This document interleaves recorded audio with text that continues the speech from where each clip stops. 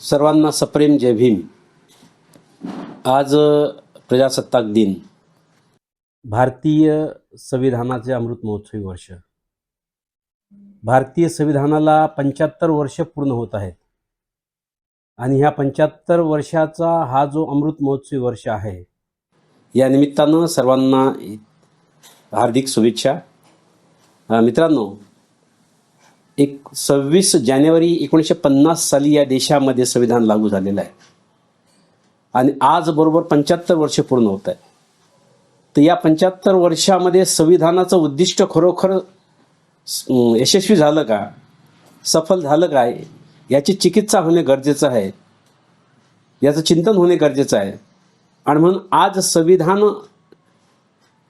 अमृत महोत्सव वर्षामध्ये आपण चिकित्सा करत असताना या संविधानाचा उद्देश काय होता आणि ह्या उद्देशाप्रती जवळपास आपण पाहतो की संविधानाची जी उद्देशिका आहे त्या उद्देशिकामध्ये असं सांगितलेलं आहे की हम भारत के लोग, आम्ही भारताचे लोक, भारताचे एक सार्वभौम, समाजवादी, धर्मनिरपेक्ष आणि गणराज्य घडवण्याचा आम्ही प्रयत्न करू आणि त्याच भारताच्या नागरिकास स्वातंत्र्य, समता, बंधुत्व आणि न्याय या आधारावर आम्ही त्यांना एक प्रकारचा म्हणजे न्याय देऊ। तर आज या ठिकाणी आपल्याला याची चिकित्सा होणे गरजेचं आहे की खरोखर आमच्या महापुरुषांनी ज्या संविधानाचा संकल्प निर्माण केला, ज्या संविधानाचा उद्देश निर्माण केला, तो उद्देश सफल झाला का, काय सफल झाला की नाही, या संबंधानं चिकित्सा होणे 75 वर्षात गरजेचं आहे। आणि म्हणून ह्या 75 वर्षात आम्ही काय करू शकलो, या संबंधानं त्याची चिकित्सा झाली पाहिजे। आणि म्हणून या ठिकाणी मी आज लाईव्ह येत आहोत। जवळजवळ आपण पाहतो आहोत की संविधानाचा उद्देश आहे स्वातंत्र्य, समता, न्याय व बंधुता या आधारावर एक समाज रचना निर्माण करणे आणि त्या आधारावर भारताचं राज्यकारभार चालविणे।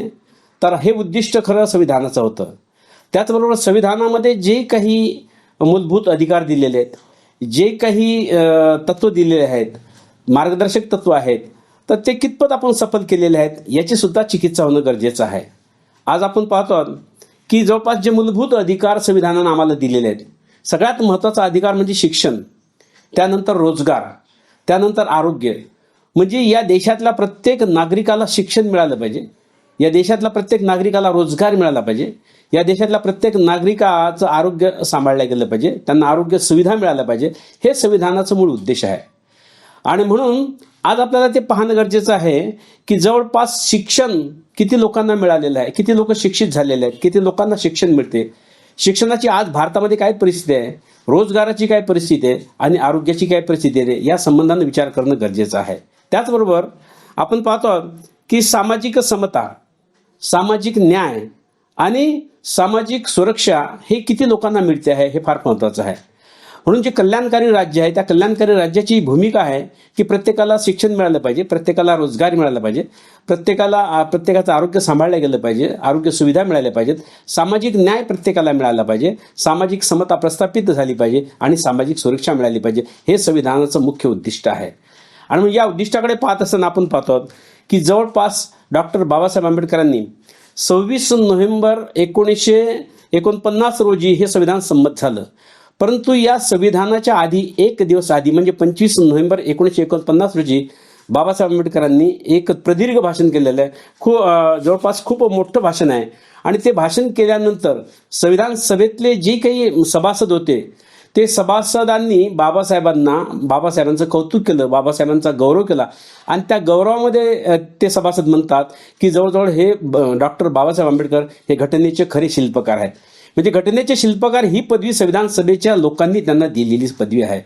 आणि म्हणून या संबंधानं आज आपण बाबासाहेबांनी जे काही त्या ठिकाणी 25 नोव्हेंबर 1949 रोजी जे काही प्रदीर्घ भाषण केलं, त्या भाषणाचा जो संदर्भ आहे तो संदर्भ म्हणजे काय की बाबासाहेब असं म्हणतात की आपली जी तत्वप्रणाली आहे त्या तत्वप्रणालीपेक्षा देश मोठा असतो। म्हणजे देशापेक्षा कोणतीही गोष्ट मोठी नाही, देशापेक्षा कोणाची तत्वप्रणाली मोठी नाही, परंतु आज मात्र आपण काही लोक स्वतःच्या तत्वप्रणालीला जास्त श्रेष्ठ समजतात आणि देशाला मात्र कनिष्ठ समजतात। म्हणून बाबासाहेब म्हणतात की देश हा सगळ्यात मोठा असतो, राष्ट्र हे सगळ्यात प्रथम आणि राष्ट्रानंतर बाकीचं सगळं दुय्यम आहे. परंतु आज राष्ट्रापेक्षा कोणीही मोठं नाही असं बाबासाहेबांची त्या काळात भूमिका होती. आपण आज बघतो की राष्ट्रापेक्षाही स्वतःची जी काही त्यांची महत्वाकांक्षा आहे या संबंधांना ते जास्त लोक लक्ष देतात. आणि मग त्यावेळी बाबासाहेब असं म्हणतात की आपल्याला राजकीय लोकशाही आपण स्वीकारलेली आहे, परंतु सामाजिक लोकशाही आपण स्वीकारलेली नाही आहे. म्हणून राजकीय लोकशाही तेव्हाच यशस्वी होते ज्या वेळेला सामाजिक लोकशाही आपण आणू आणि सामाजिक लोकशाहीचं आपण परिवर्तन त्यावेळेला करू. खरं सामाजिक लोकशाही की जवळपास राजकीय लोकशाहीच्या माध्यमातून आपल्याला सामाजिक लोकशाही प्रस्थापित करणे सगळ्यात महत्त्वाचं आहे. पण आज आम्ही बघतो की सामाजिक लोकशाही आम्हाला पाहायला कुठं दिसत नाही आहे. आणि म्हणून सामाजिक लोकशाहीचं जीवन काय आहे नेमकं व्याख्या, सामाजिक लोकशाहीची व्याख्या बाबासाहेबांनी केलेली आहे की हा जीवन जगण्याचा एक सगळ्यात महत्त्वाचा मार्ग आहे. आणि त्याचं तत्व काय आहे? स्वातंत्र्य, समता आणि बंधुता आणि न्याय हे त्याचं तत्व आहे. आणि म्हणून लोकशाहीची व्याख्या बाबासाहेबांनी या ठिकाणी केलेली आहे की रक्ताचा एकही थेंब न सांडता लोकांच्या सामाजिक आणि आर्थिक जीवनामध्ये आमूलाग्र परिवर्तन घडून आणणारी जी शासन व्यवस्था आहे ती खरी लोकशाही आहे. मग खरोखर आज भारतामध्ये ती लोकशाही आहे का या संबंधांना चिंतन करणं गरजेचं आहे. आणि म्हणून 26 जानेवारी म्हणून बाबासाहेबांनी त्या ठिकाणी एक महत्त्वाचं भाषण केलेलं आहे. त्या पुढच्या भाषणामध्ये असं म्हणतात की 26 जानेवारी 1950 रोजी आम्ही एका विसंगतीच्या जीवनामध्ये प्रवेश करणार आहोत. एका विसंगतीच्या जीवनामध्ये आम्ही प्रवेश करणार आहोत. ते विसंगतीचं जीवन कसं आहे की राजकारणामध्ये आम्हाला समता प्रस्थापित पाहायला मिळेल, राजकारणामध्ये समता असेल, पण सामाजिक आणि आर्थिक जीवनामध्ये विषमता असेल असं बाबासाहेब म्हणतात.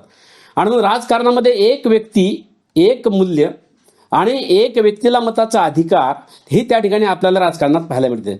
परंतु सामाजिक आणि आर्थिक जीवनात मात्र ते विषमता असेल. कारण सामाजिक आणि आर्थिक जीवनात विषमता असण्यासाठी भारतामध्ये जी सामाजिक परिस्थिती आहे ही विषम परिस्थिती असल्यामुळे आपल्याला ती परिस्थिती पाहायला मिळत.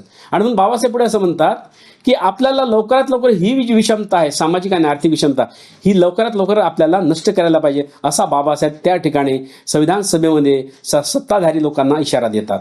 जर आपण ही जी विषमता लवकरात लवकर आपण नष्ट नाही केली तर जवळपास हा आपल्याला आपलं स्वातंत्र्य धोक्यात येईल असं बाबासाहेब त्या ठिकाणी म्हणतात. आणि म्हणून आज आपण बघतो की आज ही सामाजिक विषमता आणि आर्थिक विषमता मोठ्या प्रमाणामध्ये आज भारतामध्ये आहे.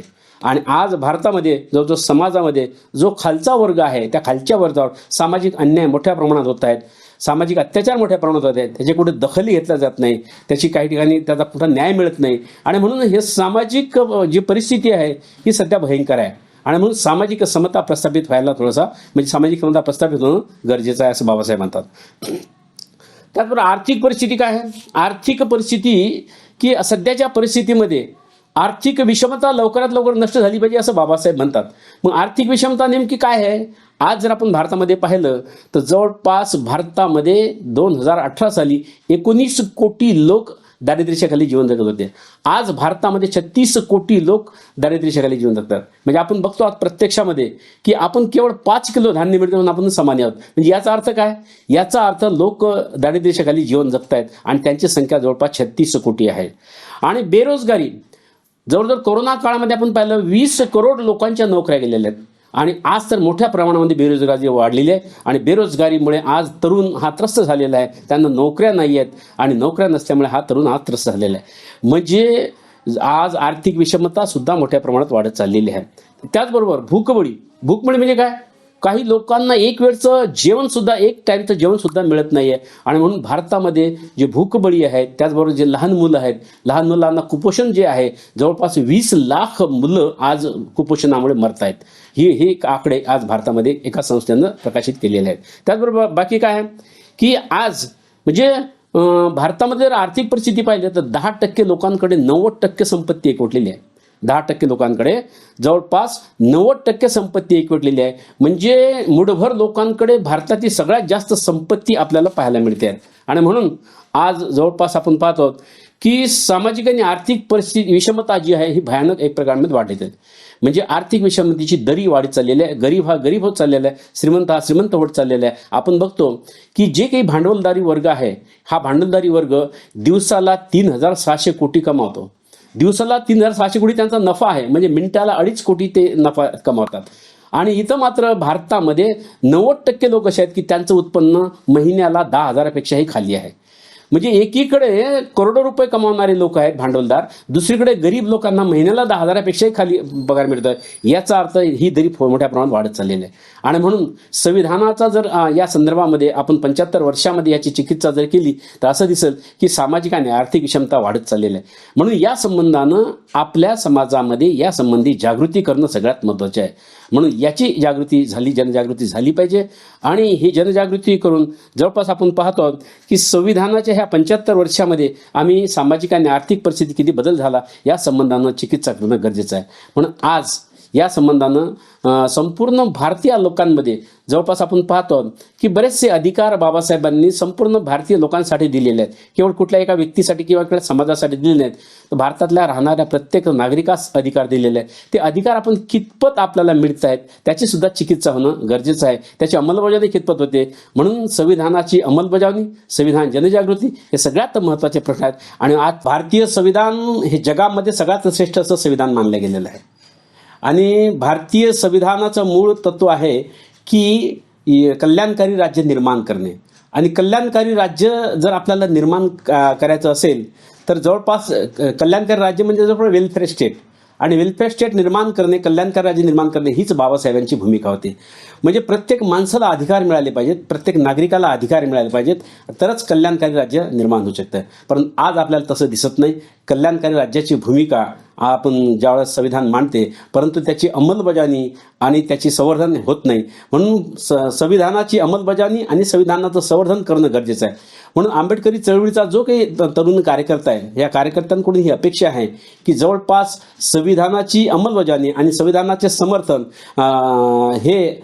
संवर्धन हे आपण राजकारणाच्या माध्यमातून करू शकतो. पण आपण आज पाहतो आहोत की आज दिल्लीच्या पार्लमेंटमध्ये आमचा एकही व्यक्ती नाही, आमचा एकही सभासद नाही, आमचा एकही सदस्य नाही. त्याचबरोबर महाराष्ट्राच्या विधानसभेमध्ये आमचा एकही माणूस नाही आहे. मग दिल्लीच्या पार्लमेंटमध्ये आमचा एकही माणूस नाही की जे पार्लमेंट सार्वभौम आहे. आणि महाराष्ट्राच्या विधानसभेमध्ये आमचा एकही माणूस नाही. आणि मग या संविधानाचं संवर्धन आणि संविधानाची अंमलबजावणी करणार कोण.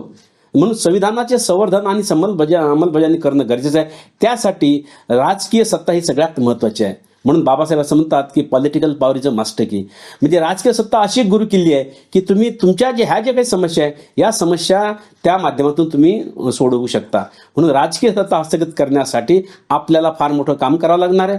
राजकीय सत्ता हस्तगत जर केली, जर आपले काही प्रतिनिधी त्या ठिकाणी गेले तरच आपण या संविधानाचं संवर्धन आणि संविधानाची आपण अंमलबजावणी करू शकतो. आज संविधान बदलू पाहणारे बरेचसे लोक आहेत आणि संविधान आम्ही वाचू असं भाषा करतात, पण त्यांचा जो रोख असतो संविधान बदलण्याचा असतो. पण संविधान जर आपल्याला वाचवायचं असेल तर राजकीय सत्ता आपल्याला सगळ्यात महत्त्वाची आहे. आणि मग राजकीय सत्ता जर मिळवायची असेल तर आपल्याला तशा पद्धतीनं एक सामाजिक जनजागृती करणं महत्त्वाचं आहे. आणि सामाजिक जनजागृती जर करायची असेल तर आपल्याला त्यासाठी प्रशिक्षण सगळ्यात महत्त्वाचं आहे. कारण बाबासाहेब आंबेडकरांनी म्हटलेलं आहे की जर तुम्हाला राजकीय सत्ता हस्तगत करायची असेल तर तुम्हाला राजकारणामध्ये प्रभावी माणसं पाठवायची असतील तर त्यासाठी प्रशिक्षणाची गरज आहे. म्हणून बाबासाहेब आंबेडकरांनी द एंट्रन्स टू पॉलिटिक्स म्हणजे training school for entrance to politics या नावाचं एक ट्रेनिंग सेंटर सुरू केलं होतं. आणि म्हणून हे ट्रेनिंग सेंटर बाबासाहेब गेल्यानंतर बंद पडलेलं आहे. आज पुन्हा ते ट्रेनिंग सेंटर निर्माण करण्याची गरज आहे. ट्रेनिंग सेंटरच्या माध्यमातूनच आपण संविधानाचे संवर्धन आणि संविधानाची अंमलबजावणीच्या माध्यमातून जनजागृती करू शकतो. आणि भारतामध्ये आपले संविधानाचे आपले जे काही प्रतिनिधी आहेत हे प्रतिनिधी आपण भारताच्या लोकसभेमध्ये आणि विधानसभेमध्ये पाठवू शकतो. 75 वर्षे पूर्ण झाली म्हणून केवळ एक दिवस साजरा करण्यापेक्षा याची निरंतर जनजागृती करणं हे आपल्या आंबेडकरी चळवळीच्या कार्यकर्त्यांचं सध्या कर्तव्य आहे असं मला वाटते.